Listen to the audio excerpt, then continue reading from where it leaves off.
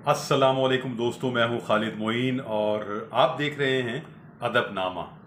और अदबनामे में आज हमारा मौजू बहुत सादा सा है। आ, वो है कि गज़ल का बुनियादी ढांचा क्या है। जी हाँ, गज़ल का बुनियादी ढांचा क्या है। एक हमने और भी प्रोग्राम किया था कि सुपर हिट गज़लें कैसे लिखी जा सकती हैं, लेकिन उससे भी पहले एक बात यह है कि गज़ल कैसे लिखी जा सकती है या कही जा सकती है। ये कहा जाना और लिखा जाना अब तकरीबन हम माने हो गए हैं, लेकिन एक ज़माने में इस पर बड़ी लेदे होती थी। और अगर कोई गज़ल कहने के माने में लिखना इस्तेमाल कर देता था या बोल देता था तो ख़ासी लेदे होती थी। लेकिन अब बहरहाल सूरत हाल ऐसी है कि लिखना और कहना तकरीबन हम माने ही हो गया है। तो गज़ल का बुनियादी ढांचा क्या है। ज़ाहिर है कि गज़ल जो है वो एक ऐसी सिन्फ़ सुख़न है जिसमें हुदूद व क़यूद हैं, उसमें औज़ान की क़यूद हैं, उसमें बहर की क़यूद हैं, रदीफ़ और काफ़िए की क़ैद अलग है। मिसरे का बामाने होना, मिसरे का अच्छा होना, मिसरे का शार्प होना, और जो गज़ल की जो रिवायत है हमारी उससे जुड़ा रहना, और जो जदीद गज़ल की रिवायत है उससे भी जुड़ा रहना। तो मतलब ये है कि गज़ल जो है वो ख़ासे और सदियों का सफ़र उसने तय किया है, फ़ारसी में भी ज़ाहिर है कि और उर्दू गज़ल ने भी। और बड़े कदावर शोरा मिले हैं उर्दू में भी।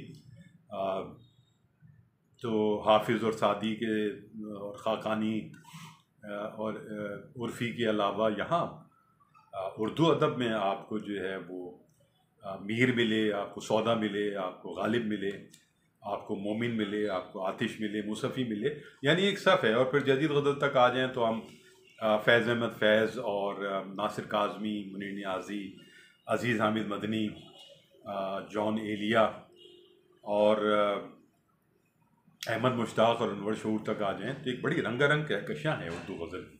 अच्छा, गज़ल कैसे लिखी जाए, गज़ल में क्या अज्जा जो हैं बहुत बुनियादी हैं।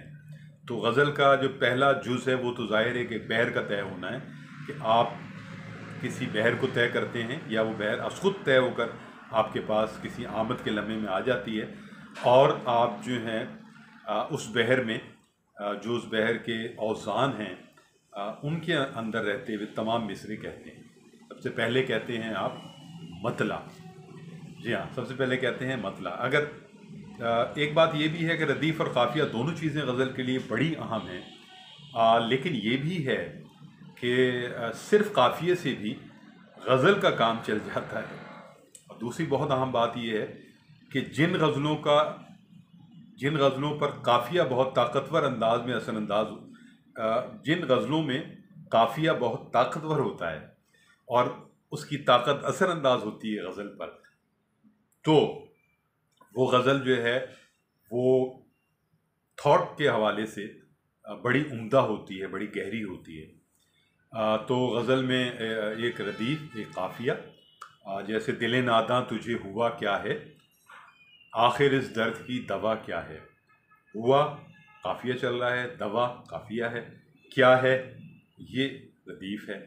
दूसरे मिसरे में भी क्या है। तो पहला जो मतला होता है इसमें तकरार होती है काफ़िए की रदीफ़ के साथ, और ये ज़रूरी नहीं कि एक ही काफ़िया, एक ही मतला लिखा जाए, ऐसा ज़रूरी नहीं है। एक मतले के बाद फिर एक और मतला भी आ सकता है, अगर शायर को लगता है कि भी बात उसकी जो है वो पूरी नहीं हुई और एक नए अंदाज में वो कोई नया मतला भी लिख सकता है, तो वो हुस्न मतला कहलाता है।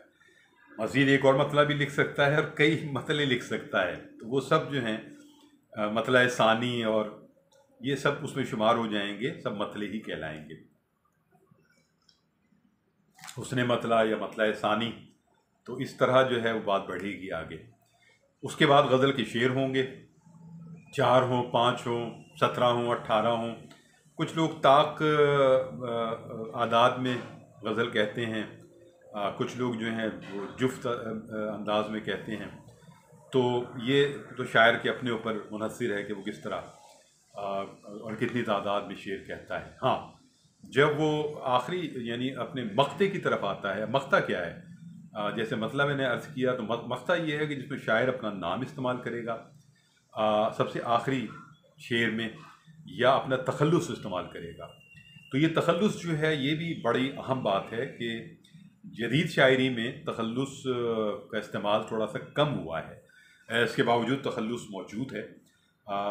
روایتی شاعری میں تخلص بہت ضروری رہا ہے، اور تخلص کے ساتھ جو ہے وہ جو شخصیت ایک بن جاتی ہے، مثلا غالب اگر ہیں تو غالب کے ساتھ جو شخصیت ایک غالب کی بن گئی، اور جو مقطع انہوں نے کہے اپنی غالب کی معنویت کے ساتھ، تو وہ بڑے کمال ہیں۔ آپ دیکھیں مومن کے مقطع بڑے کمال ہیں، داغ ان کے مقطع بڑے کمال ہیں، میر کے تو ظاہر ہے کہ ہیں ہی، اور میر کا مطلب بھی ایک برتر آدمی ہے، ایک سردار ہے، تو ان کے مطلب بھی بہت کمال ہیں۔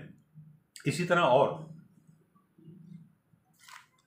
بہت سے شعراء نے ایک کے علاوہ یعنی دو تخلص بھی استعمال کیے، جیسے یاس یگانہ، تو اس کے علاوہ بہت سے لوگوں نے بہت ڈھونڈ کے اور گھوم کے جو ہے اپنے تخلص رکھے، اور تخلص جو ہے یاس یگانہ چنگیزی، کبھی وہ یاس انہوں نے تخلص کیا، پھر یگانہ کیا آخر میں۔ تو اسی طرح بہت سے لوگ ہیں جو تخلص کو بہت اہم سمجھتے ہیں، بہت سے لوگ اہم نہیں سمجھتے۔ ناصر کاظمی تک ہم آئیں تو غزل باقاعدہ ایک تخلص کے ساتھ چلتی ہے، منیر نیازی بھی، لیکن جون ایلیا کے یہاں اتنا اہتمام تخلص کا نظر نہیں آتا، احمد مشتاق کے یہاں اتنا تخلص کا اہتمام نظر نہیں آتا، ظفر اقبال کے یہاں تخلص کا اہتمام ہے، انور شعور صاحب کے یہاں تخلص کا اہتمام ہے۔ تو غزل میں اچھا مقطع سے پہلے ایک سر مقطع شعر بھی آتا ہے، جو اب بہت کم استعمال ہوتا ہے، لیکن بہت سے لوگ جو ہیں جو کہ پرانی روایتوں کے آدمی ہیں، تو وہ آپ دیکھیں گے تو وہ سر مقطع بھی کہیں گے مقطع سے پہلے شعر کو۔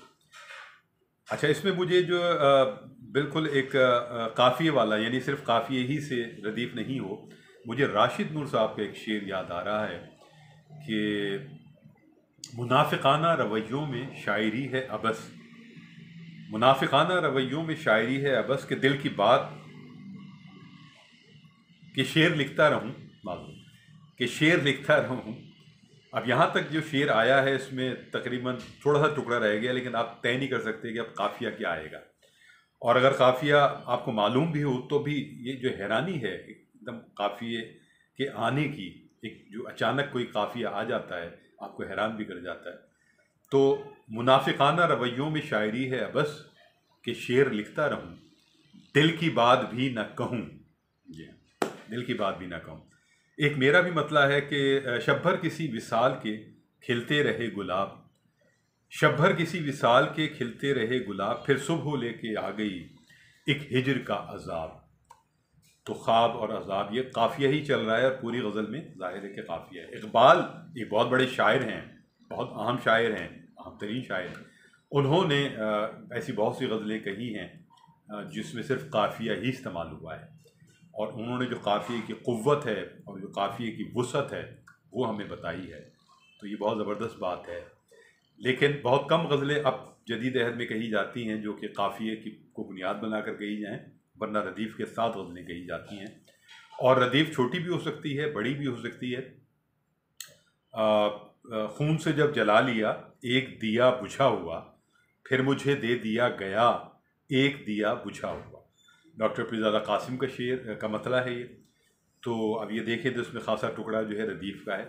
تو ایسی بہت ساری غزلیں، ظاہر ہے لکھنؤ میں تو یہ کام بہت زیادہ ہوا، دلی میں قافیے والا کام زیادہ ہوا، لیکن بہرحال ردیف بھی کہیں کہیں ان کے ہاں جو ہے تھوڑی بڑی ہوئی۔